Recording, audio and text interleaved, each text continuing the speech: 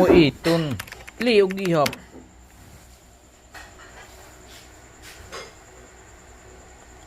So, mga ka-brad. Ito po yung gamit ko, mga brad. So, tapos na po tayo gumamit ng toner. At saka, yung last po is ito. Ito po. Yan po. Ang paggamit po nito ay ganito lamang. Hindi nyo lang yung steps po. Ganon, ganyan. Tapos ipahid mo lang. Ito na yung nakita natin.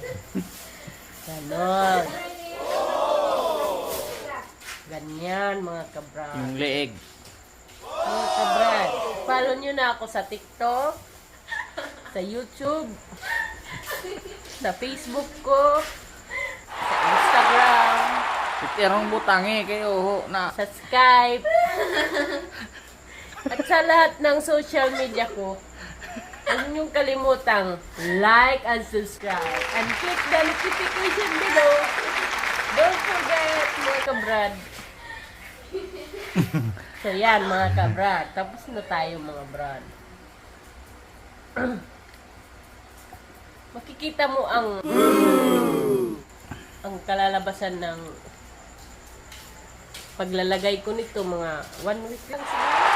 Makikita mo na yung difference. Sa next vlog ko, mga brad, ipapakita ko yung before na face ko at saka yung kasalukuyan, mga brad. Don't forget to subscribe, mga kabrad! So, yan na nga. Tapos na po, mga kabrad. At dito po nagtatapos yung vlog natin, mga kabrad. Don't forget to subscribe!